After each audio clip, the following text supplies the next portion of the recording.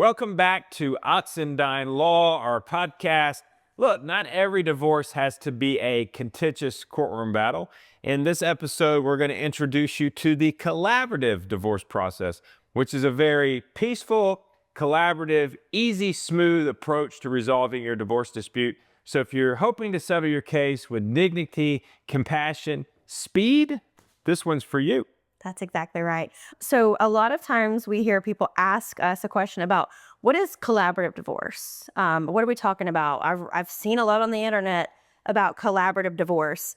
Really, collaborative divorce is any time that you tell your divorce attorney, I don't want this to be a battle. I want you, because we set the tone. We're the divorce attorneys. We set the tone of any litigation. If I have a client, which honestly is most of my clients, walk in and say, I've been scared to do this because I don't want the fight. I don't want the battle. I've heard these horror stories of how emotionally taxing divorce process can be. Is there any way to make it easy? That's a collaborative divorce right there. When you tell me, I want to start this in an amicable posture, and I want you to try and make it continue that way. So what are some ways that I can start a collaborative or cooperative divorce? Number one, let's not just have the person served. Quick and easy. We let them know ahead of time. Here's a letter. So-and-so has retained me to represent them in a divorce action. We would prefer to not have contentious, protracted litigation. Would you be willing to acknowledge service? Maybe even invite them to attend a mediation before we file the case. So not catching them off guard, not catching them by surprise, letting them feel like they're a part of the process before we even talk to the court about a divorce is a great way to begin a collaborative divorce process. Yeah, I think that's a great way to begin the discussion. When I think of collaborative divorce, I think about two parties that have come together and they are in agreement that for whatever reason, it's not working and they need a divorce. And so they both may have their own attorneys, which is okay. Don't think that collaborative divorce means that you can't have your own attorney. You can, and frankly, you should. I mean, that collaboration, it's in the word right there. That's right. So you're collaborating. The parties are on the same page.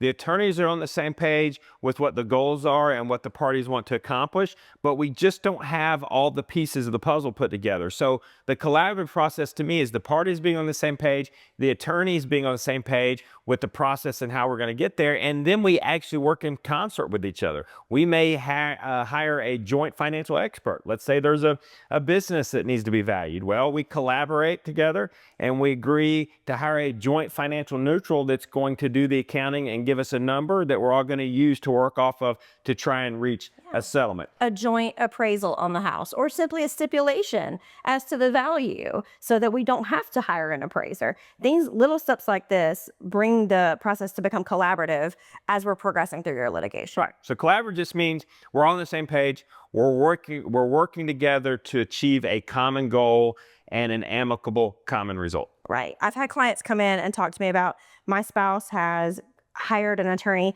that's in the collaborative divorce network. And they've told me I have to also hire someone in the collaborative divorce network or collaborative divorce group for this to be uncontested. That's not true. Those sort of organizations exist, and they're just a good way to identify some people. But at the same time, that's just an attorney paying to be a part of a group. That's right. Just like any other group of any other title. Anytime there are two good attorneys, and I say good as in listening to their client and understanding what their client wants and using their expertise and skills to accomplish the client's goals, not to pad their own billing, you can have a collaborative divorce. Yeah, and I will say, obviously, for a collaborative divorce to work, both parties have to be working together. If you're fighting, you're not getting along, like one person's trying to intimidate you and threaten you, and they're out for the max of what they can get, and the other person has different goals, that's not a collaborative divorce. I also want people to understand that you can still do mediation in a collaborative divorce. Frankly, that probably will still likely happen in your collaborative divorce. Mediation happens all the time in contested cases as a way to resolve a dispute. But just because you're in a collaborative divorce does not mean that you will not still have a mediation session. You probably will. After all the information is gathered, everybody's operating on the same facts and figures, then mediation, frankly, is a great way for everybody to get together and resolve this. Your easiest tool to actually come to that final resolution. Because for those of you who have not been through this process or not worked with attorneys in the past, I don't know how to say this enough. We're busy. We're busy. We're busy. We're busy. So when it comes to just exchanging emails or a letter of settlement, no matter how collaborative and amicable it is, those can't always take priority in every day because we have a court appearance or we have another mediation or we have a deposition. So scheduling a mediation session a lot of times is just the best way to get everyone in the same place at the same time to focus on your case. It doesn't, if we could be this close, but not only can you come together, have everyone's full focus and attention, even the experts become available. So it's not like you're this close and you just need a little more input from an expert and, well, he's not available. No, you've noticed them that mediation is this day, they're available so you can get it done. But most importantly, you can get those signatures right there today so we don't have to delay when it comes to paperwork either. Yeah, if you and your spouse are amicable, you're on the same page, you're getting along, collaborative divorce is a great process. You want to protect privacy, collaborative divorce. You want to protect the kids, collaborative divorce. You want to protect your finances, collaborative divorce. You want this over quickly and amicably and with the least amount of stress possible, collaborative divorce.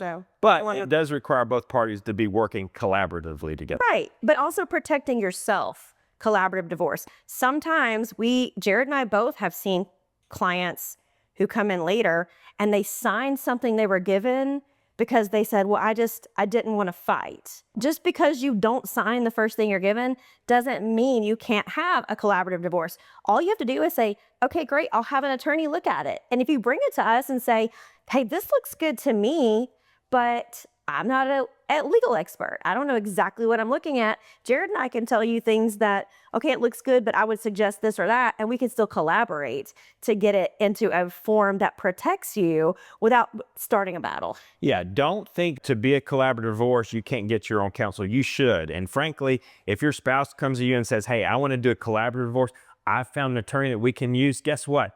That attorney does not represent both of you because no attorney can represent both parties in a divorce case. Ever. So whoever your spouse hires, that attorney is representing them in that collaborative divorce. You still need to get your own attorney. And just because you get your own attorney, again, as long as both parties are on the same page, the attorneys have communicated, everybody's operating on the same goals and objectives, it's a collaborative divorce, but you're also at the same time looking out for yourself. Just because you do collaborative divorce doesn't mean there's still not instances where you need to protect yourself. Yeah. And you need your own attorney to do that. All right. So look, divorce doesn't have to be war. If you want to explore a more respectful route, subscribe to the Oxendine Law podcast. Hit that share button. That way you can check us out on YouTube for future and further legal strategies. We'll see you next time.